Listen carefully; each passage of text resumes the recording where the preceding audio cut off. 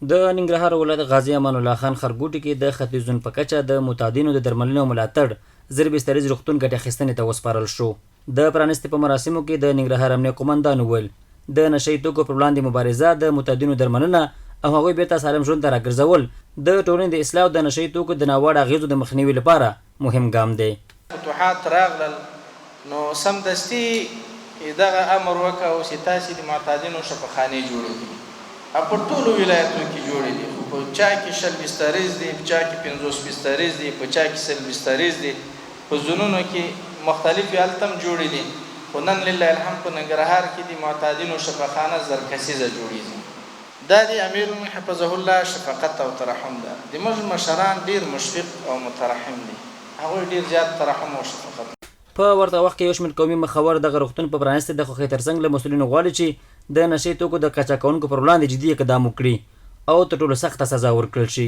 موږ دا کشریان نسل ډېر زیات په دغه مرضونو ککړ شوی دی. موږ غواړو چې دغسې پراخه ساحه چې اسلامي امارات ورته آماده کړې ده او مثال دغلته به دا خلک روږدي کسانو تداوي وشي.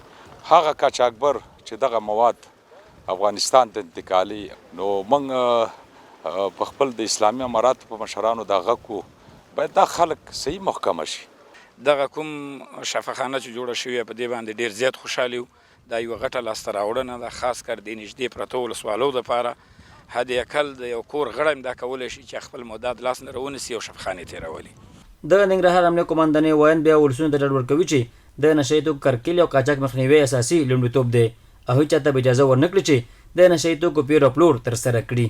په ټولو کې د ننګرهار امنیه قومندانۍ رهبري هڅه کوي چې هغه څوک چې قاچاق کوي، پیر کوي، د نشهیي توکي دوی پلوري، دغه کسان ونیسي او د قانون منګولو ته وسپاري. په ډېر وخت کې مو ډېر کسان نیولي دي، د قانون منګولو ته مو سپارلي دي او د نشهیي توکو پر وړاندې مبارزه مو یو له اساسي لومړیتوبونو څخه ده. هېڅ چا ته به د نشهیي توکو د قاچاق، پیر او پلور وخت ورنه کړو. د ننګرهار امنیه قومندانۍ مسؤلین دغه راز له مرستندویو ادارو غواړي چې د روږدو کسانو درملنې او ملاتړ روغتون سره دي په بېلابېلو برخو کې مرستې وکړي.